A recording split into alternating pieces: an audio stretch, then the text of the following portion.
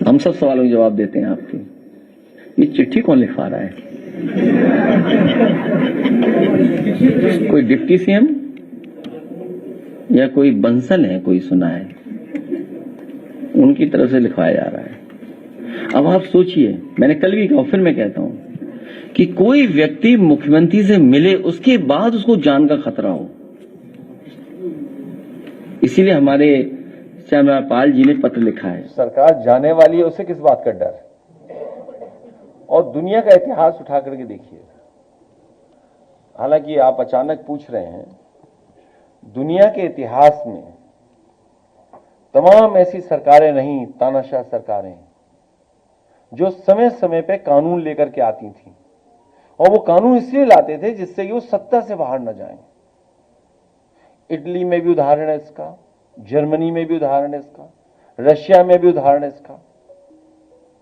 लेकिन वो सरकारें बची नहीं। याद रखना, जो दूसरों के लिए गड्ढा खोदते हैं, एक दिन वो खुद ही उस गड्ढे में गिरते हैं। याद कीजिए, ईडी किसने बनाया था?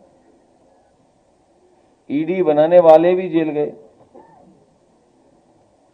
और सरिता छीनने वाला एक कानून बना था, उससे भी कोई बच गया था बस।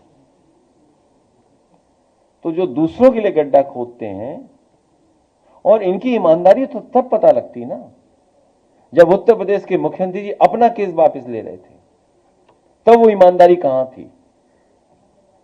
आप जानते हो वो धाराएं क्या थी?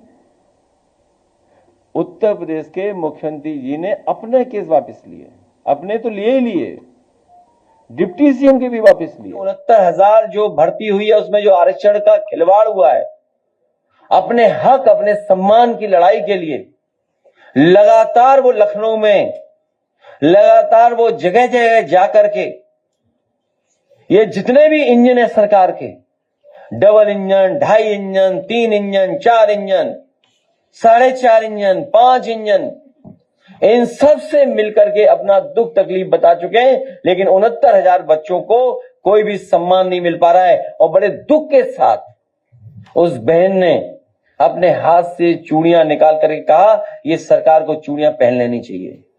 सोचिए, आज के समय पर लोकतंत्र को, और लोकतंत्र में ये परिस्थितियां बन रही हो, सरकार ये परिस्थिति बना रही हो, और वो सरकार परिस्थिति बना रही जिसने कभी ये नारा दिया था, सबका साथ सबका विकास, अच्छे दिन आएंगे। अच्छे दिन लाने वालों ने भ्रष्टाचार करा। न केवल भ्रष्टाचार पैसे का किया, आर्थिक रूप से भ्रष्टाचार किया, बल्कि हमारा हक और सम्मान जो हमें मिला था, बाबा साहब भीमराव अम्बेडकर जी ने जो हमें हक और सम्मान आरक्षण दिया, उसको भी लगातार ये छीनने का काम कर रहे हैं। जो ये स्कूल नहीं खोल रही सरकार, शराब की दुकानें ज्यादा खोल रही हैं। यूपी में न्यूयॉर्क से ज्यादा दुकानें खुली हैं शराब की। यूपी में ये सरकार चाहती है सब लोग पिएं और पढ़ाई कोई न करे। इसीलिए आज भी वो जो 20,000 से ज्यादा स्कूल है, प्राइमरी स्कूल, वो बंद पड़े हुए हैं। 27,000 है, 20,000 से ज्यादा। 27 का आंकड़ा है। मैं इसलिए बोलता हूं कि लोग याद रखें कि हाँ 27,000 है। तो जो प्राइमरी स्कूल बंद किए थे, सोचिए, on the floor of house मुख्यमंत्री ने, मंत्री ने, इनके लोगों ने कहा कि कोई भी स्कूल नहीं बंद हुआ है। सोचिए, कोई स्कूल नहीं चल रहा है, सब बंद हो रहा है, एक भी नहीं चालू किया। और जिन्होंने पीडीए पाठशाला चलाई थी, उन पर मुकदमे दर्ज कर रही है सरकार। अंग्रेजों ने भी नहीं कभी मुकदमा दर्ज किया होगा पढ़ाई को लेकर के, लेकिन ये सरकार मुकदमे दर्ज करा रही है। और प्रतापगढ़ में जो पकड़ा गया माफिया, उस पर भी कोई कार्रवाई नहीं। उसका संबंध किससे है वो भी नहीं पता लग पा रहा है।